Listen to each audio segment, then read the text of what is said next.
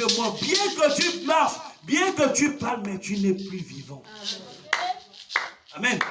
Parce que Dieu, c'est la vie. Il dit, je suis le chemin, la vérité, la vie. Il dit, il est des illettrés, des gens sans instruction, pour montrer que Jésus-Christ est le même. Quand il vint, il ne vint jamais vers les grands théologiens. Il n'allait pas non plus vers Caïphe, le souverain sacrificateur, sauf quand il devait être condamné. Vous voyez, quand Jésus-Christ est arrivé, il n'est pas allé vers les théologiens. Non, monsieur. Ils l'ont mis dehors. Il n'est pas allé vers Caïphe qui était le grand sacrificateur. Non. Sauf seulement quand il fallait accuser l'enfant de Dieu. Quand il fallait accuser Dieu lui-même, c'est là où Jésus-Christ s'est présenté devant Caïphe. Mais quand il est venu vers toi et vers moi. Alléluia. Nous les illettrés. Amen. Nous les gens sans importance. Alléluia. Même si tu fais 2 jours de repos, personne ne va te tuer. Même si tu ne manges pas, ne sais pas si tu as mangé. Sans importance, ce sont ces personnes que Jésus-Christ est venu. Et il est allé vers ces personnes-là. Il a tourné le dos à ces hommes. Sauf quand il fallait accomplir la parole, il est parti pour le jugement. Pour que tu sois libéré aujourd'hui. Si nous sommes ensemble. Mais toi, tous les jours, tu es vers ces gens. Jésus n'est jamais allé, la Bible dit, il allait chez Caïphe une seule fois pour qu'on le condamne. Pour faire quoi? Pour accomplir la parole. Mais toi et moi, dès qu'on appelle, nous sommes là-bas. Même sans appeler, on est là-bas. On fait quoi là-bas? C'est pas chez nous. Amen. Chez nous, c'est ici. Alléluia. Alléluia. Chez nous, c'est pas dehors. Même s'il faut dormir ici, c'est chez nous. Il y a la sécurité ici. À chaque fois que vous mettez les pieds ici, les milliers de gens sont autour de vous.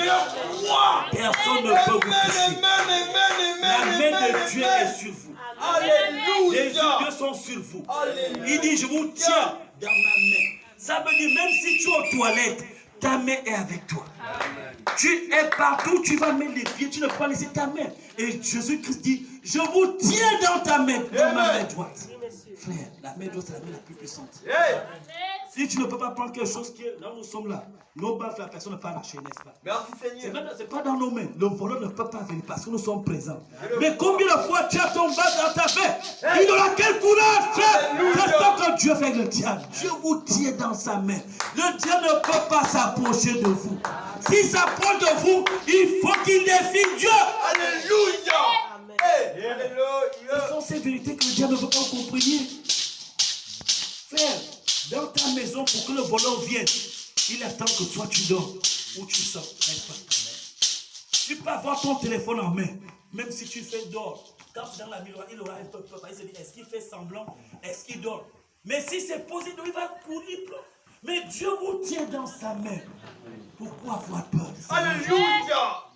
Pourquoi avoir peur? Parce que je n'ai pas mangé. Parce que je n'ai pas d'enfant. Parce que je n'ai pas le travail. Parce que je n'ai pas de mari. Qu'est-ce qu'un mari devant Dieu? Dieu est tout pour nous. Dieu est notre mari. Le vrai mari, c'est Dieu. Alléluia. Mais confiez-vous à ce Dieu. Frères et sœurs. Qu'est-ce qui te manque? Demande à ce Dieu. Tout appartient à Dieu. Tout. Tout. Même ta vie appartient à Dieu. Amen. Comment tu fais pour te lever le matin? Tu sais seulement que tu as dormi. Le matin, tu es debout. C'est Dieu qui est avec toi. Amen. Frère, qu'est-ce qu'il ne peut pas faire plus que ça? Amen.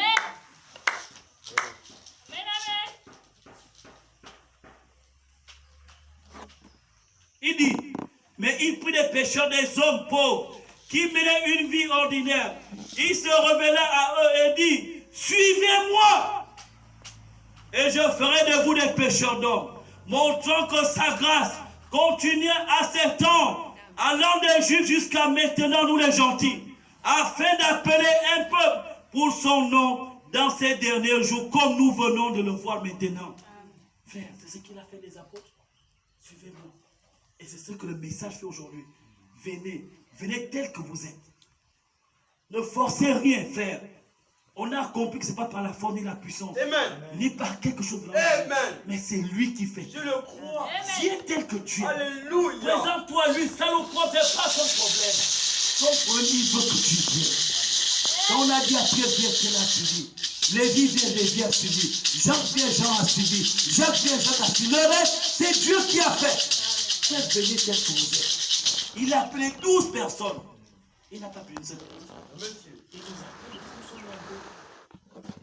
La même manière, il a appelé ces hommes, il les a fait quoi? Justifier, sanctifier, il les a préparés. Amen. Pour faire quoi? Pour son royaume. Frère, ne regarde pas ta position. Non, monsieur. Ne regarde pas qui tu es. Ne regarde pas ce que tu as fait hier. Ne regarde pas ce que tu penses maintenant. Mais regarde ce que lui veut faire pour toi. Alléluia. Tourne ton regard vers le Seigneur Jésus-Christ. Donne-lui toute ta vie. Dis, Seigneur, je ne suis rien sans toi. Amen. Voilà ce que je vis. Alléluia. Voilà ma vie, elle ne ressemble à rien. Oh. Fais de moi ce que tu veux. Oriente-moi là où tu veux. Où tu veux, alléluia. Dis-moi ce que tu veux que je fasse. Donne-moi juste la force et la La force. force. Amen. Il n'y a pas Alléluia. de quoi demander. C'est pas difficile. Seigneur, moi je pêche beaucoup. Moi je vole les femmes d'autrui, les maris d'autrui. Je vole, je fais ça, oui. Ça c'est ma vie. Parce que tu ne peux pas mentir devant Jésus-Christ. Tu lui présentes ta vie. C'est ça, monsieur. Présente-lui qui tu es réellement. Ne mens pas. Amen. Amen.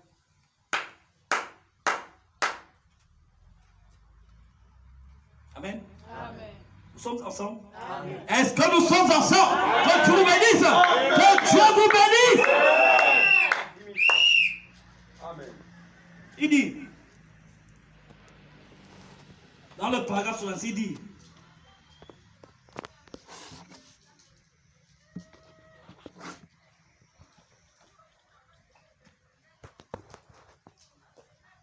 j'ai sauté quelque chose, mais je dis,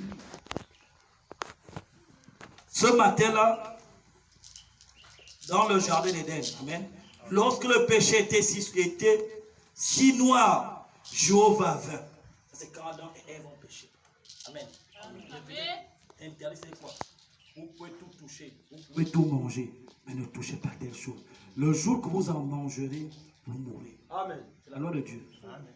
Voilà ce que tu dois faire. Voilà ce que tu dois dire. Mais si tu fais le contraire, c'est la mort. Et c'est ce qui était arrivé à ces hommes, à notre père, à notre mère. Il a dit, ne mangez pas cet arbre. Mangez tout sauf cela. Mais la femme a mangé et il a donné à l'homme. Et quand Dieu arrive, ils ont compris qu'ils étaient nuls. Pourquoi? Parce qu'ils avaient mangé l'interdit. Nous aussi, nous avons mangé les interdits. Parce que quand la chose, tu te rends compte que donc j'ai mal agi, c'est l'interdit. Et qu'est-ce qu'on est? On devient nu devant Jésus-Christ. Parce que tu n'es plus rien devant Jésus. Le péché, tu mérites la mort. Mais Dieu, lui, vit au temps du soir, il dit, Alléluia. Jéhovah vint, son couple se tenait là, condamné. Parce qu'ils avaient fait les quoi? Ils avaient enfreint la loi. Amen. Il n'existerait plus que de race, il n'existerait plus de race humaine. Amen. Parce que quand Adam et Ève ont péché, c'était les deux hommes sur la terre. Donc, si Dieu les retranchait, n'est-ce pas, la race humaine devait disparaître. Amen. Donc, à cet instant précis, toi et moi, nous ne devions pas être là aujourd'hui. Alléluia. Regardez là, la grâce va. Ça veut dire, si Dieu prenait l'ascension pour dire, puisque vous avez mangé et vous devez mourir, frère, toi et moi, nous ne serons pas là aujourd'hui. Amen. Mais qu'est-ce que la grâce a fait? Question. Vous allez voir ce que la grâce a fait. Il dit, il devait mourir. La mort était sur la race humaine. Il aurait confié le monde aux bêtes sauvages et il n'existerait plus de race humaine. Mais, au plus sombre de l'heure, amen, au plus sombre de l'heure, au moment où tout espoir était perdu, Alléluia. la grâce est déversée et a dit, je vous donnerai un sauveur. Amen. Quand il y avait plus Dans d'espoir, l'histoire. là Alléluia. où la grâce a intervenu, Amen. il a dit, moi la grâce, je vous donnerai quoi? Un sauveur. Alléluia. Autant de bon temps du soir. Le Alléluia. soir, c'est la mort. Le Amen. soir, c'est l'obscurité, n'est-ce pas? Après le jour, c'est le déclin. Donc, l'homme est bien en train d'aller à la perdition totale. C'est là où, quand tu t'attends à ce qu'on te tue, c'est la grâce intervient. Amen. Moi, je deviens ton sauveur. Je le crois. Je prends ta place. Tu n'as plus espoir. Tu n'entends même plus rien. Tu as même les yeux fermés. Mais c'est là où on te dit, il y a quelqu'un qui a pris ta place. Ça, c'est la grâce qui le fait. Alléluia. Amen. C'est la grâce qui le fait. Il dit, je vous donnerai un sauveur, un messie. Oh, c'est merveilleux la manière dont Dieu a pu faire cela. C'est la grâce étonnante de Dieu. Amen. Dans le jardin d'Éden, qui leur donna la promesse d'un juste qui viendrait par une femme. La semence de la femme écrasera la tête du serpent. Le coupable et sa tête blessera le talon du serpent. Amen. La semence du serpent. Pour faire quoi? Pour montrer qu'il arriverait une affliction à l'église. Pourquoi c'est arrivé? Pour montrer qu'à notre temps aussi, la même chose va arriver, l'apostasie va arriver dans l'église. Amen. Le péché va arriver dans l'église. Pour faire quoi? Pour tuer l'église. Mais Dieu fait quoi? Il prend un messager. Amen. Avec un message. Pour ramener la grâce dans l'église. Alléluia. Amen, amen, amen, Si tu ne crois pas ce message, où est ta grâce? question. Alléluia. Amen. Où est ta grâce? Parce que la grâce, c'est le message d'honneur. Il vient ramener la parole vivante. Et cette parole qui nous passe pour le présent que nous sommes. Et nous donne la vie, la résurrection. Alléluia. Et les dons peuvent se manifester. Dieu peut encore rentrer en scène. Amen. C'est ce que la grâce fait. Amen. C'est ce que la grâce fait. Que pouvait-il présenter pour montrer la grâce? Encore rien. Ces hommes pouvaient montrer quoi? Ils n'avaient rien. Ils étaient dépourvus, dépouillés, nus, aveugles. Tout était déjà fini pour eux. Et c'est là où Dieu vient. Il dit, je vous enverrai le Messie. Oh, merci Seigneur. Je vous enverrai un sauveur qui prendra votre place. Mais pour le moment, je vais d'abord couvrir les yeux. Je vais faire semblant de ne pas voir le péché. Parce que demain, quelqu'un viendra prendre votre place. Amen, amen, amen. Est-ce que nous sommes ensemble? Amen. Dieu voit tes péchés. Il ferme les yeux parce que la grâce est là. Il sait que le Messie sera là. Mais comme le Messie est déjà passé, c'était au temps des anciens que Dieu pouvait fermer les yeux pour attendre que le Messie vienne. Mais nous avons déjà le Messie. Quand tu tombes, Dieu ne voit que Jésus-Christ au travers. C'est Jésus-Christ que Dieu voit. Il ne voit plus ce que tu fais. Quand il va punir, Jésus-Christ se tient là. Le sang coule. Le salaire du péché, c'est le sang. Voici mon sang que je donne pour mes enfants. Qu'est-ce que Dieu peut encore faire? Alléluia. Dieu couvert de sang. Amen. Amen. C'est la grâce qui fait ça. Alléluia. Toi-même, tu ne peux pas arriver. Non, monsieur. Mais Jésus l'a fait pour toi. Pourquoi? Par amour, frère. C'est par amour qu'il l'a fait. Parce qu'il nous a aimés. Et il nous aime toujours. L'amour de Dieu est immérité. N'a pas de limite. Non, monsieur. N'a pas de frontières. Non, monsieur. N'a pas de Non, barrière. monsieur. L'amour de Dieu, c'est tellement vague comme le monde. Amen. Et ça coule toujours. Alléluia. Amen. Et la grâce de Dieu coule toujours, frère. La grâce de Dieu coule toujours. Acceptons la grâce de Dieu. Ne regardez pas ce que le monde vous présente. Non, monsieur. Ne tournez plus vos regards vers derrière. Alléluia. Marchez, marchez, même si vous tâtonnez, même si vous tombez, même si, continue. mais continuez. Amen. Il y a un but à atteindre. C'est ce but-là que tu dois avoir en tête. C'est ce but que je dois rencontrer Jésus-Christ. Il faut que ce jour, quand il viendra, que je sois salopé, il doit me trouver là, il m'a laissé. Il Alléluia. m'a laissé en train de glorifier. Je dois rester là. Mais Dieu ne va pas te laisser comme ça. Non, Il va monsieur. te remplir. Parce qu'il faut qu'il te trouve propre. Amen. Qu'il te trouve sans tache, ni ride, ni quelque chose de semblable. Parce qu'il t'a aimé. Frère, faisons attention à nos marches. Faisons attention à ce que nous faisons. Il dit, au temps de Noé, la grâce de Dieu aussi est arrivée. Amen. Quand le monde était déchu, tout le monde est en train de mauvaises choses, n'est-ce pas? On dit, mais Noé n'était qu'un homme ordinaire. Lui et sa famille.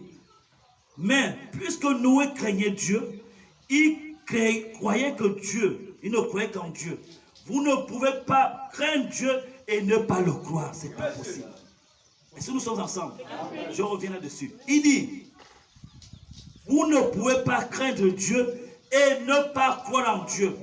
Comment pouvez-vous craindre quelque chose que vous ne croyez pas? Pour craindre, il faut croire. Si tu veux craindre Dieu, crois d'abord en Dieu. Amen. C'est la crainte de Dieu maintenant. En craignant Dieu, vous commencez à avoir de la sagesse. Alléluia. Donc, si vous voulez avoir la sagesse, commencez à craindre Dieu. Amen. La crainte de Dieu, c'est le début de quoi? De la sagesse. Yes, sir. Et la crainte de Dieu, Noé a craint le Seigneur et il a cru le Seigneur. Et votre foi en Dieu, c'est ce qui l'honore, je veux dire. Non. Et votre foi en Dieu, amen, Amen. c'est ce qu'il honore. Il honore quoi? La foi que vous avez. Je voulais sauter à que Dieu me... Non, vous voyez? C'est la foi en Jésus-Christ que Dieu honore. C'est pas toi que Dieu honore, c'est la foi que tu as en lui. Alléluia. Amen. C'est la foi que tu as en Jésus-Christ que Dieu honore. Pas toi, frère. C'est ce qui est dedans. La foi, on ne la voit pas. La Bible dit que la foi, c'est une ferme assurance. Amen. Des choses qu'on ne voit pas. Des choses qu'on ne touche pas. Amen. On n'a même jamais vu qu'on vende ça. Une chose qui n'existe pas aux yeux des hommes. Monsieur. C'est ça la foi. Amen. Mais tu crois que la chose est là. Amen. Alléluia. Donc c'est cette chose-là que Dieu honore. Parce que ce n'est pas tout le monde qui a la foi. Alléluia. Amen. Hey. Dieu, je vous ai dit, ce n'est pas ta beauté. Non, Ce n'est monsieur. pas ton physique. Non, monsieur. Mais c'est la foi en Jésus-Christ qui l'honore. Parce que ce n'est pas facile au temps de la fin de croire en Jésus-Christ. Frère, le monde nous présente tellement beaucoup de choses. Alléluia. Alléluia. Le monde nous présente tellement de belles choses. Oh, merci Seigneur. Mais c'est la mort. Tout ce qui est béni par or. Tout ce qui frappe à l'œil n'est pas forcément beau. Et la vraie beauté, elle se cherche. La vraie beauté, on la cherche. Merci Seigneur. La beauté se cache toujours. Amen. Amen. La beauté se cache, même dans la simplicité, tu la trouves. Alléluia. Amen. Amen. Que Dieu vous bénisse. Que Dieu vous bénisse. Il dit,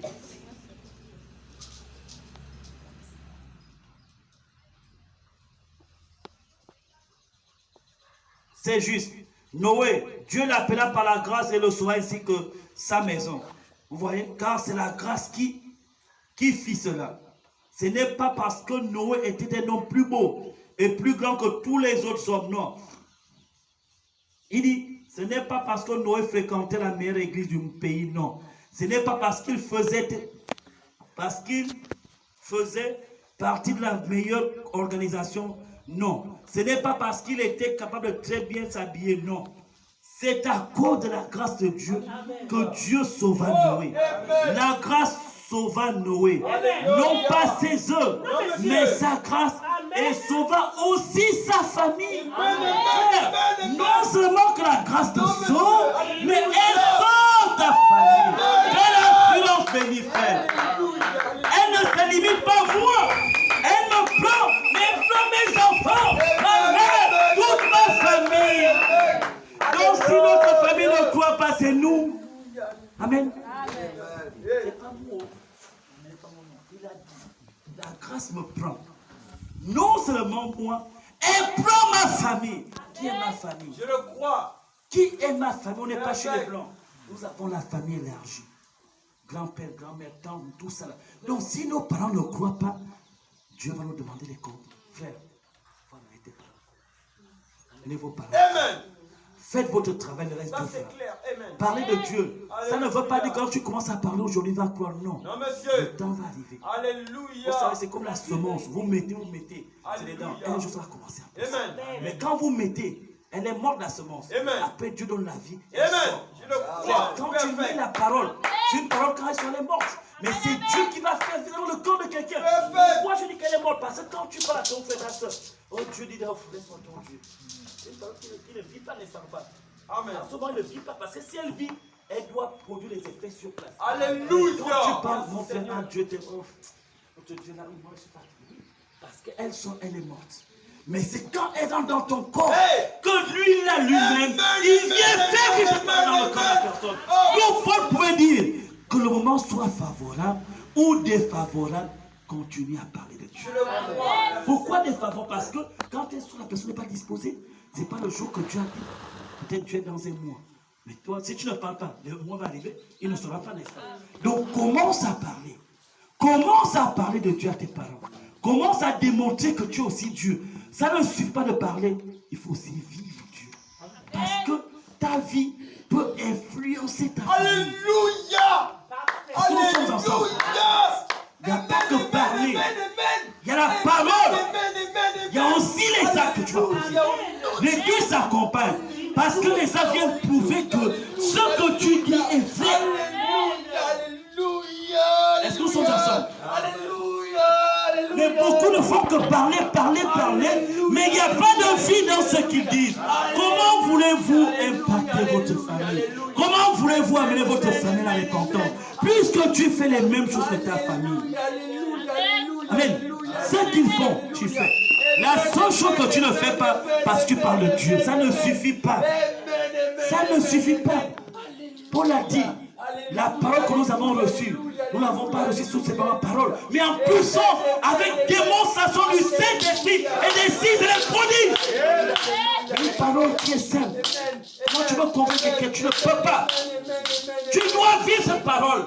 Et quand elle vit en toi, elle va aussi produire la vie dans la vie de la personne que tu partages la parole. Mais si elle ne vit pas en toi, elle ne peut pas vivre chez l'autre. Ce n'est pas qu'elle parle tout le monde. Comme je parle maintenant. Mais pour qu'elle vive, il faut que toi tu sois un avec cette parole. Frère, c'est là le véritable problème. C'est là le véritable problème. C'est là, je vous assure. Ça, c'est la clé de la réussite avec Christ. Vivez cette parole, je vous assure. Vivez cette parole. Vous viendrez témoigner ici un jour. Amen. Vivez cette parole.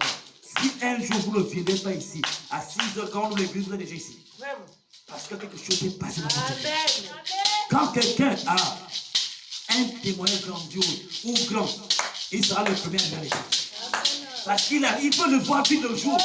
Le but quand il est debout, c'est à la vie. Il faut que la lumière apparaisse. Il faut que tout le monde sache que je suis sauvé. Qui se rappelle de quand tu as donné sa vie à Christ? Quelqu'un se rappelle encore le premier jour qu'il a donné sa vie à Christ? Tous les jours, tu étais à l'église. Tu étais assidu. Il y avait un zèle incroyable. Parce que tu voulais montrer aux gens. C'est normal, c'est naturel. Quand un enfant naît, il doit pleurer. Pour qu'on sache qu'il est là. Mais qu'est-ce qui ne va plus aujourd'hui? Qu'est-ce qui ne va plus, frères et sœurs? Le même Dieu, il est le même. Il n'a jamais changé, n'est-ce pas? Mais qui a changé? C'est toi qui as changé. Amen. C'est toi qui as changé. C'est toi qui as abandonné Dieu. C'est toi qui as tourné le dos à Dieu. C'est toi qui as commencé à faire des compromis. Tu as commencé à écouter le monde comme Ève. Amen. Quand tu commences à écouter le monde, tu commences à t'intéresser aux choses du monde, l'amour de Dieu commence à partir. Nous sommes ensemble. Amen. Quand vous commencez, même si tu ne fais pas encore, mais quand on parle, ça t'attire. Ça t'attire. Ça t'attire. Après, tu vas devenir, tu seras à côté. Amen. Près de la frontière. Donc, je vous donne un conseil, n'écoutez même pas. On vous dit, si ce n'est pas la parole, n'écoutez pas. Amen. Ne dites pas que non, je suis fort, personne n'est fort. Amen. Amen. Joseph a fui, n'est-ce pas? Amen. Mais quand vous lisez la Bible, Joseph n'est pas le plus petit dans les prophètes. Mais Joseph a fui le mal. Amen. Parce qu'il a compris que la chair est faible. L'esprit est fort, c'est vrai. Mais il y a aussi les yeux qui sont aussi forts quand tu fuis. Oui. Dieu a donné des capacités à l'homme. Amen. Les yeux, le nez, la bouche, les oreilles. Amen. Quand les yeux ont vu, le cœur va commencer à trembler. Les pieds vont agir, tout. Donc tout est en mouvement, frère. La foi est là, je ne refuse pas. Mais les choses où les yeux aussi, c'est là où il faut fuir. Tu sais que si je continue là, après le cœur va donner. Fuis le péché. Amen. Ma fille, mon fils, fuyez le péché. Le péché est sucré. Mais la finalité, c'est la mort. Amen. Les gens vont t'acclamer aujourd'hui. Mais demain, alléluia, ce sont les mêmes personnes qui vont te faire. Amen. Que Dieu soit miséricordieux. Que Dieu soit miséricordieux. Il nous aime, je vous assure, Dieu nous aime. Il dit,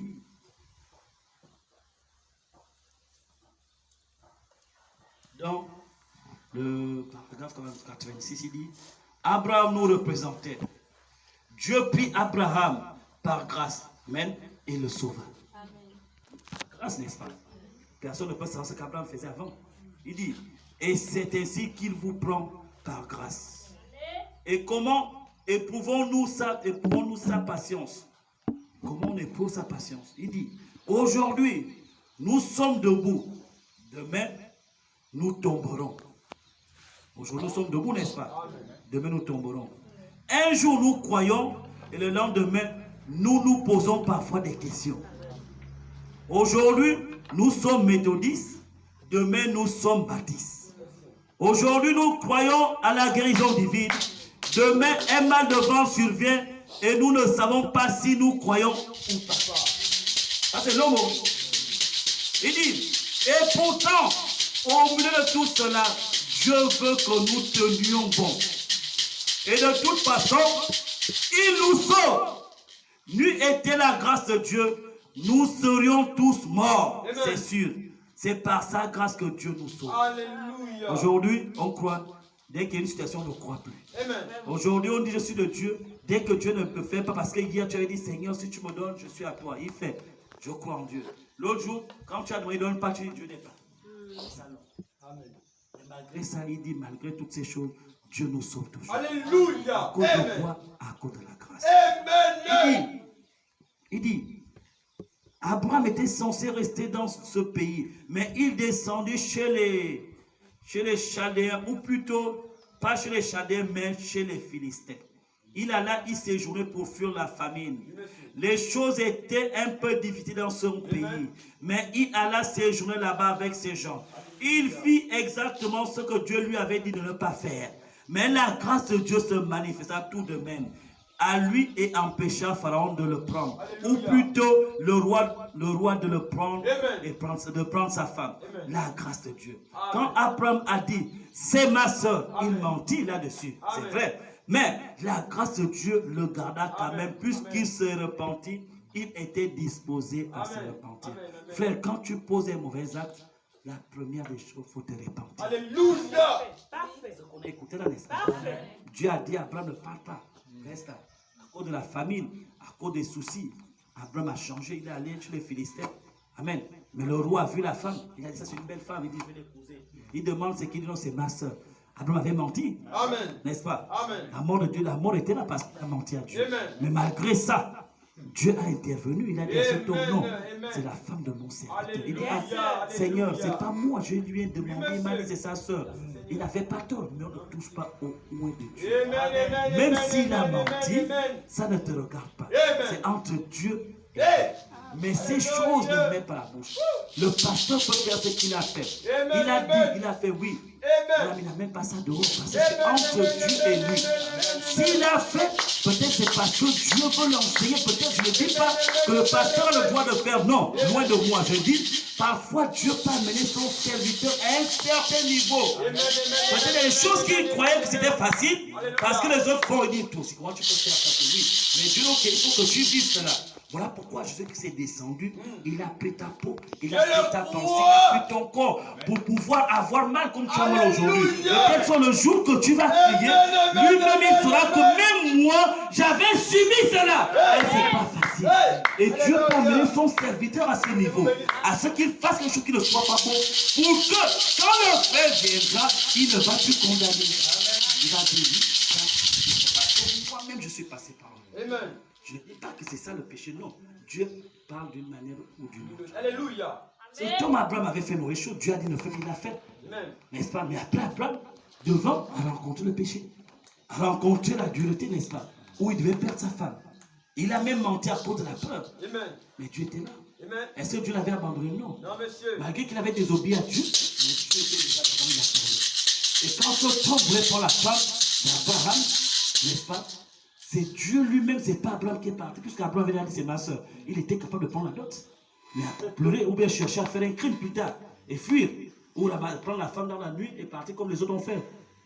Mais Dieu a dit non, tu es mon serviteur, tu as fait une erreur, tu t'es repenti, je vais te sauver. Il a Dieu lui-même a lui là-bas. La femme que tu es en train de regarder là, c'est la femme de mon serviteur. Est-ce que Tom avait tort? Il n'avait pas tort. Parce qu'on lui a dit que c'est une femme qui n'est pas mariée. Amen. Donc s'il prend, c'est normal. Mais Dieu veille sur ses enfants. Je le crois. C'est même si tu fais l'erreur, ne crois pas que Dieu est loin de toi. Dieu est là. Amen. Ton erreur, ce n'est pas son problème. Son problème, c'est qu'à l'intérieur, est-ce que ça brûle de demander pardon? Si ça brûle, tu es son enfant. Amen. Mais si ça ne brûle pas, il y a problème. Amen. Si ça ne te fait pas mal quand tu fais quelque chose de mauvais, ça veut dire que mon frère, c'est compliqué. Ton cas est compliqué. C'est normalement quand tu es de Dieu, même quand tu fais mal, tu as du mal à manger. Amen. Tu as du mal même à t'asseoir. Tu as du mal à dormir. Amen. Parce que quelque chose te dit. Hey. Quelque chose, même si tu fais l'orgueil. Hey. Parce que tu ne vas pas montrer aux gens même. Hey. Je sais de quoi je parle. Amen. Tu peux tailler les gens. Parfois, on te pose la question 2 fois. Tu es prophète. Tu disais quoi? Oui. Parce que tu es en train de voir ce qui se passe. Amen. Parce que en toi, il y a la semence. Alléluia. Il y a la semence de Dieu. Et la semence de Dieu, on a dit, ça ne s'ignore pas. Jamais. Alléluia. Amen. Je crois. Que Dieu vous bénisse. Vous me dites à quelle heure nous sommes. Je vois là, il n'est que 8 heures. 11h10. Okay. Donc je disais, il dit, Abraham était fort âgé, n'est-ce pas? Et Dieu le rajeunit. Pourquoi Dieu a rajeuni Abraham? Parce que, tu sais, même quand toi tu es incrédule, hein, ton incrédulité, n'est-ce pas, ne peut pas arrêter l'action de Dieu dans ta vie. Ils sont ensemble? Même si toi tu ne crois pas, mais si Dieu veut faire quelque chose dans ta vie, il le fera. Il n'aura pas besoin de toi, il va le faire parce qu'il est Dieu. Jonas, on dit va Ninive. Jonas dit je ne parle pas là. Amen. Dieu dit tu peux dire moi je ne parle pas. Dieu dit au monde on descend toi, tu ne peux dire jamais. Frère, quand la Bible parle de ces choses, vous pensez que c'est des choses. Non, ça s'est passé comme ça. Jonas va Ninive. Oui, Seigneur. Alléluia. Il dit, j'ai qui? Ninive. C'est les brigands, jamais je ne parle pas. Mais quand il parle comme ça, il est là. Amen. Tu vois, non? Il ne disait pas ça autrefois, c'était dans son cœur. Comme tu le fais aussi. Mais dans son cœur, je ne parle pas. À Ninive, allez prêcher l'évangile, moi, je ne parle pas. Alléluia. Amen. Jonas, oui, je parle de mer. De mer arrive. Jonas, comme c'était tellement pressant, Jonas a dit, je parle. Mais ce que je vais faire, comme Dieu n'est pas là, je vais changer de destination. Tu vas? Au lieu d'aller à droite, lui tourne à gauche, Dieu à gauche. Amen. Dieu l'attend devant. On dit d'aller à Ninive. Lui va sortir.